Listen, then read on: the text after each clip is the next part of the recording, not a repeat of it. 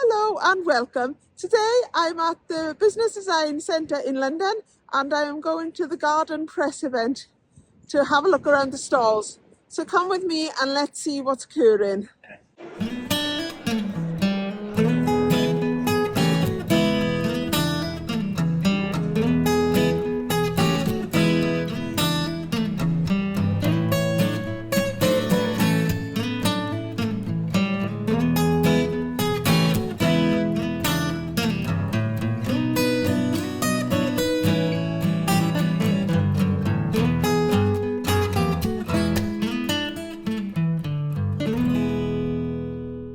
What this is doing is it's harvesting rainwater, so it's like a nicer replacement for your water butt. Okay. So what would happen is you have this in the back of your house, it's down tight, rainwater comes in, fills it up, and then overflows down once it's full. Oh, you've watched it, yeah. And then you come along with your watering can, just dump it, and Off you go. And it keeps it nice and circulating and aerated as well. Yeah, exactly. So you get keep your plants in there, and fresh water's coming in as well. So it keeps nice and clean and tidy. And then from the sort of base tank, I developed some accessories, which are these plants all sitting on a shelf. Mm-hmm. So there's 3 widths of shelves that I do. Gives you the right height to put all your plants on, and you haven't got to faff around putting bricks in there or anything to try and prop it up. And It's all there, yeah. Exactly, yeah. And then after that, I wondered if I could water my houseplants with it. Mm-hmm. So I made this shelf here that comes on the sides, Okay. just drops in like that. And then you've got a little depth of water there just to drop your houseplants in and just soak up the water. And there you go. Yeah. Nicely demonstrated. Then I've wanted a fountain on it, so I thought, let's try and work out how to put a fountain on, develop this, and then a much wider one at the back there. It's a fountain that really got my attention, I have to admit. Yeah. It makes it look Yeah, as a garden feature rather than... exactly, yeah. These come in 4 different sizes, so you can have 60 centimetre one, which is down on the new product stand down there. And the biggest one is 2 metres wide, so twice as wide as this one. And then if you want more rainwater harvested, you can link them together. So so you can join them up together. So like this picture down here, it's got the right tank there as a pond with goldfish in and all that. And then the one on the left is all just for watering the garden. It's all made of aluminium, so it's quite light to move around. If you move house or whatever, you can just empty it and take it with you. It doesn't rust. It's aluminium. And what do they start at in terms of cost? Yeah, so the smallest one is $350. The biggest one, like twice the size of this, is $940. And then the accessories are all on top, so they're different types of shelves. One of those things I've been wanting to get in the garden for a while is a pizza oven. Is it? It's a very good economical version. Yeah. Is that electric or gas? Both. You've got both. Obviously, we want to go for the electric one here, but we do electric and a gas version. And we're also bringing in planchas as well. So it's like a barbecue for the non-barbecue people. So if you don't like the mess or the tidying up, you'll love this. You can literally cook anything, like whether it's steak, chicken, fish, vegetables, Fire for breakfast. Fire for breakfast in the morning, and that's available as an electric or a gas. So planches are going to be a huge thing. We've also got the outdoor kitchen units as well. They're available as a 1-door, 2-door, or a 3-door. So you can literally have that, put all your cutlery, all your bits and bobs in there, and then you can put your plancha or pizza oven at the top. And that looks like it's dishwashable. Dishwashable as well? Yeah, completely dishwashable. So you can enjoy quick, easy meals outdoors with the family and not really have to worry about getting the charcoal warmed up or the water warmed up to a right temperature. You're ready to go in You minutes. cook a pizza in 90 seconds. So I can wait 90 seconds for pizza. It's one time. You can have it raw if you like. What is it that you guys wear?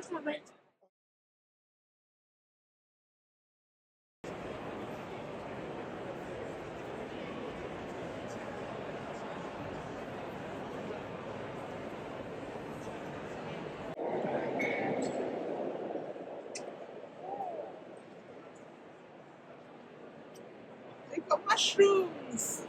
This Come in. They've got mushrooms. a lime plant, an orange one right in the corner. Smells nice, doesn't it?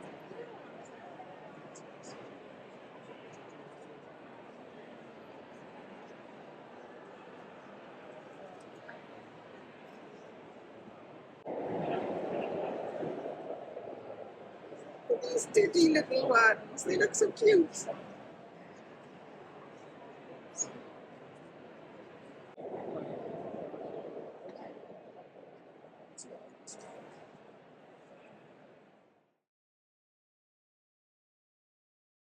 This is really weird stuff. It does feel like plastic. Looks like plastic, feels like plastic, works like plastic, but it's made completely from plants.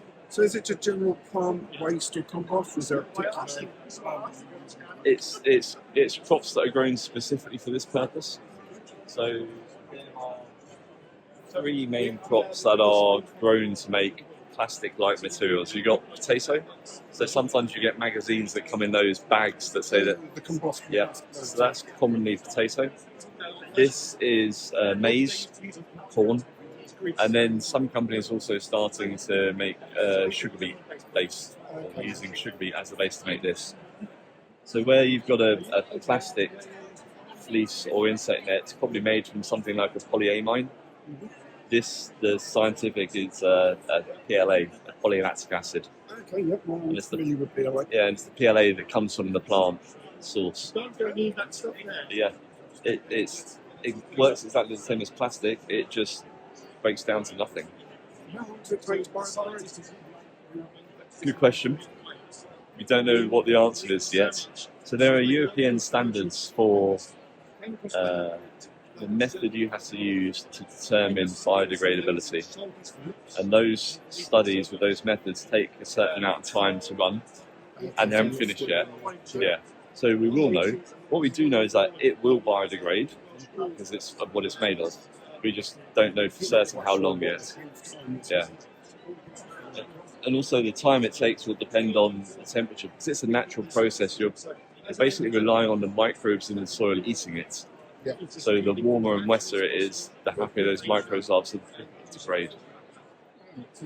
In terms of usability, you're looking at 2 years use in your garden. Yeah, that's what I was sort of interested in. Yeah. It's a really interesting challenge, isn't it? Because you want it to last long enough to do its job, Useful, but still. but then when it's done its job, you want it to degrade really quickly. So, yeah. And presumably you could just chuck it in the compost along with everything else. Yep. So last year here we launched Insectinet, which is our woven netting. So you can see it's stitched. Okay, yeah. So that's made from PLA thread. Yeah. And this year this is the fleece. So this is the spun technology, where the layers are sort of laid over each other. Same material, just different. Yeah. Yeah. So the U-Shield is a wood protecting treatment. So it's taking the oils out of the sheep fleece and then squeezing those natural oils back into the wooden surface to make it water repellent to help protect it. And then we have the U-Stop Rust. Either is the liquid ready-to-use spray to spray on your lawnmower blades or garden gates or anything metal that needs a barrier to protect it from water. Or we have a grease, so for protecting and lubricating joints. So that's a solid grease that you apply to a surface. Makes your hands really soft. You have a very soft fingernail. And then we have a grinding paste as well, which has nano sharp bits in it to help clean and sharpen blades. Okay. So yeah, it cleans, sharpens and protects your Pretty much everything you need to maintain a tool. yeah. And it's all taking that technology out of sheep fleece, which effectively is almost a waste material for sheep farmers of the lamb industry, because it probably costs as much to shear the sheep as it does to that you get from selling on the fleece. So this is something we're doing, working with the Welsh sheep industry to find another way of using that fantastic natural sustainable resource. And actually we're part of the Welsh Wool Alliance, which is an industry body that the whole Welsh sheep industry is working as part of, right through from the farmers up to the end users of sheep wool based products, to try and promote the value and sustainability of that industry and the value and importance of it to the Welsh economy.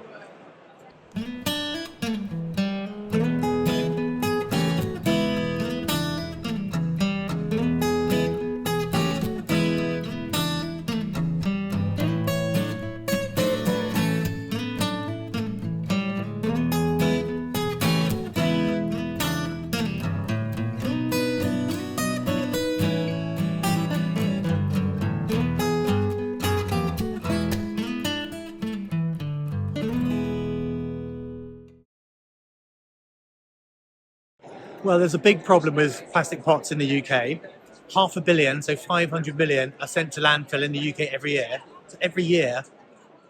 So I've got friends who are farmers, and they've got a big problem with their wool. They can't find a market for it, so they end up burning it. And I was like, this can't happen. So I decided to do something about it, and I created wool pots. Oh, so you're the designer of it? Yeah, Oh, well yeah, done. It's yeah. awesome. And so if you come over this way, I'll show you what we're up to. Coming from Wales, you'll appreciate daffodils. I know, I did appreciate them. So you use them in exactly the same way as you would a normal plant pot. You just fill them full of compost, Yeah. and then you plant your seeds or your bulbs or your plugs in them. And then when you see the roots coming through the bottom of the plant, you know it's time to plant them out. So you dig a hole, you put the whole pot in the ground, Yeah. but you leave this little collar just slightly proud of the soil, because wool is a natural slug and snail deterrent. So that will keep the slugs and snails off your plants. And then once it's in the soil, after 7 weeks or so, this whole pot just degrades into plant food. So you've got no plastic, Yeah. got no disposal issues, and no waste. And we're using wool. Wow. All around lovely jobs there. Yeah. This is our bigger size. It's a new this year, and it comes with a slight drawstring attachment to it. So we're working for people who sell bare rootstock. They can put it in there, drawstring, send it out, post it out without making a mess of everything. And also some retailers are repotting, because the problem with returning pots to garden centres is there's a risk of contamination. Yes. So if the pots never leave your place, they're not going to be contaminated. So they'll put a wool pot on. I'll show you. Okay. Hello. We'll do just a sec. So imagine you've got a pot already. This is your pot. You're in a plastic pot. You take the plastic pot off and you just Excellent. take it home, and that means they can reuse the plastic pot and not have to buy more. And you can take this home and just dig a hole and bury it. Burlesque is our biggest seller. It's like a beefsteak. But yeah, we have like 100 varieties of tomatoes, so it's quite a big selection there to choose from. You know, everyone loves to grow tomato. Yeah. And then we've got some quite good blight-resistant ones at the moment as well. So, and the new generation of blight-resistant tomatoes have just proven much better flavour. So we grew a whole load in our trials last year, and they were really prolific and really delicious. Things like Crotini, Black Moon, there's a couple of others, really good ones. You have a look on the site, you'll see there's loads of them. So yeah, it's been quite fun. One of the noticed people seem to love heritage seeds. Yeah, and we do. Yeah, we have. 2,000 seeds in our selection. So we've got pretty much everything you can imagine. So we've got F1s, we've got heritage, we've got organics. We've got about 400 organic seeds in our range as well. So yeah, come and look, you'll find everything you want. Absolutely. And just out of curiosity, what's your favourite seed? What's my favourite seed? Well, that's a good question. Well, I like pretty seeds. That's why we brought this stuff. You know, how beautiful are those? That's a giant grey stripe one sunflower, really pretty. So yeah, from a seed perspective, what grows into beautiful things? I don't know, everything. Anything you like to eat. I grew an amazing courgette golden zebra last year. It was, so many courgettes, and they were delicious and really, really nice. Really nice. I do love courgettes. It's what you do with the black or something. Yeah, no, it's the problem. You have to have a lot of friends. Yes, friends and pickles. Yeah, absolutely. Yeah, so these are so this is a new product that we are obviously putting into garden centres and retail outlets. And it's basically an egg box with bulbs. You remove the sleeve and plant the whole thing in the ground, and and then it will flower. So yeah. That's really cool. What kind of varieties are you looking at? So we've got an allium, narcissus, and then 2 tulip varieties as well. Yeah, it's purely a solution for the gardener that just wants to grab it off the shelf, chuck it in the ground, and get a result. Yeah. And this is a sort of a side pod, I guess you've got. Yeah. So we grow our own daffodils. We have over 350 acres of daffodils that we grow ourselves, over 400 varieties. So that's what we specialise in. But we supply all manner of bulbs, spring and summer. So basically, the mycorrhizal fungi will create a secondary root system in the plant. So what you do is it's grown on a zeolite carrier, and it's just granules. It's just like a stone form, basically, in the patch. So when you're doing your planting hole, you've got in front of you, you put the root grow granules in the bottom, and then you put the plant on top, making sure that the root system is in touch with the root granules. And backfill, water is normal, and it creates a whole secondary root system. So the plant then will be able to take up water, nutrients, everything. Will be much more happier, much more healthier, basically. Mycorrhizal fungi actually locks up carbon in soil as well, so there's that addition, that environmental impact. It's just really good for plant health, really good for everything, really. So is it just the packaging is different for each plant, or is the mycorrhiza different for each? One treats everything apart from anything that likes acidic, sort of like blueberries, for example. This root grow wouldn't work. So this is for Evercreatures, Evercreatures, for Evercreatures plants. So yeah, as you say, rhododendrons, azaleas, heathers, blueberries, and other acid-loving plants. So just a different type of root grow. Tomato starter, which is this here. So these are coir biscuits, and they've got 4 months, up to 4 months feed inside them. So they're expandable biscuits. So what you do is when you've got your tomato plants, whether them be grow bag or container pot, anything like that, you just place the biscuit underneath the plant, and as you water in, watch the backfield, as you water in, the coir biscuit then expands, and then you've got your 4 months of nutrition, you've got mycorrhizal fungi in there, you've got bacteria, and everything the plant can need. You don't need to feed after that. Hi everybody, my name's Jason. I'm from AutoPot Watering Systems. So what I'm going to do is give you an overview of how our products work and how they can benefit you. So we've now created a range of garden centre products specifically for the home grower. We're originally from the commercial background, and we supply our products to around 40 to 50 countries around the world. So if you come over here first, we actually have won an award for this last year in the garden centre market with GEMA. This product was, first of all, was designed for a grow bag. It has 5 spikes under here and 5 spikes under here with a capillary wick inside that pierces the base of the bag. And this little valve here, which is this valve here, fits in the end here. What this valve does, it allows water, once connected to a reservoir, to flood that tray to 20 millimetres, then stops. The plants then drink all the water, and when there's nothing left, it then floods again. So it's the only system in the world where the plants are in control of their own water. This system also allows you to grow seedlings in 4 seed trays. The seed trays come with a kit. You can also bring your seedlings on in pots. You can also grow microherbs, and we also have a fabric planter. Everything's gravity fed, everything's automatic, and it's the plants that are in control of what they want. Thank you very much. So this is our Cosmic shoe, which is made of 15% algae. And we take the seaweed out of the sea, we wash the seaweed, we take all the toxics out of it, and then we create a powder. What we do is we mix that powder with the EVA pellets to create an injection molded cosmic shoe, which is lightweight, uniquely designed, easy to put on and off, and is easily washable in the washing machine. So what we're doing is by extracting the seaweed, we're saving 61 litres of water, which is cleaned, and we're also removing 46.6 grams of CO2 from the air with each pair that we sell. Oh, right, okay. So we're doing our little bit for the environment. Yeah, doing more than your little bit. Yeah. Yeah.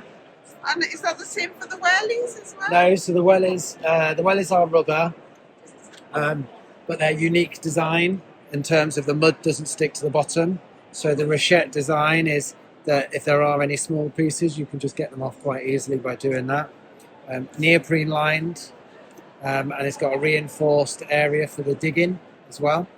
And the insole is made out of the same bloom, which is called the algae product insole. So it's easily cleanable, easily removable, and good for the environment as well.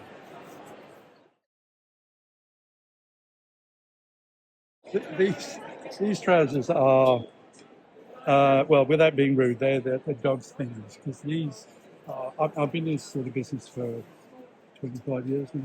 I ran Rohan for 15 years. I was chairman of Outfit for 6, and then I found these, which I bought for myself, and then I found 2. These are, let's remind me what these are. These are the 3-season trousers. They're for women. So features, knee pad.